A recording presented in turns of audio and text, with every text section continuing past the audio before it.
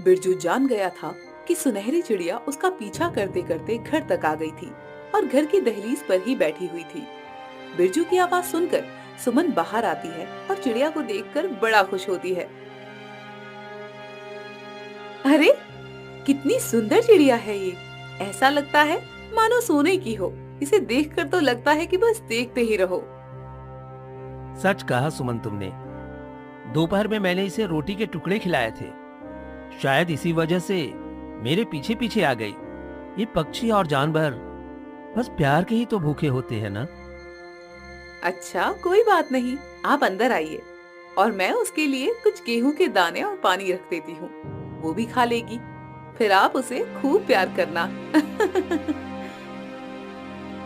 बिरजू घर के अंदर चला जाता है और सुमन सुनहरी चिड़िया को दाना पानी डाल देती है।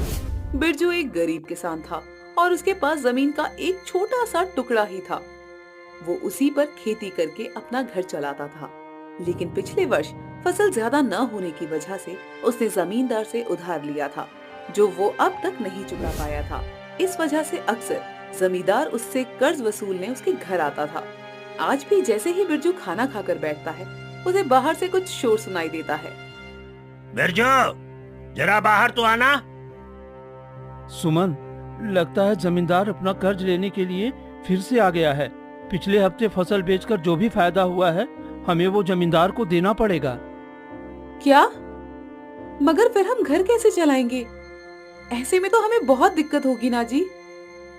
पता नहीं, जो होगा देखा जाएगा। लेकिन अभी वो पैसे निकाल लो और बाहर चलो। अभी तो यही आखिरी रास्ता है, वरना ये जमींदार शोर मचा मचा कर हमारे कान खराब कर देगा।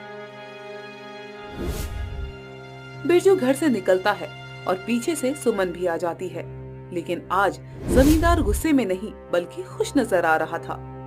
बिरजू ने जमींदार को पैसे देते हुए कहा, ये लीजिए साहब, आप क्यों आए? मैं बस आपके पैसे देने आने ही वाला था।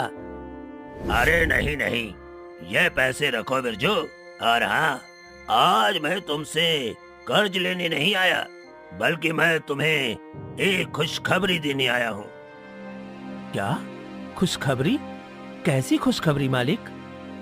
तुम्हारा सारा कर्ज माफ हो चुका है बिरजू।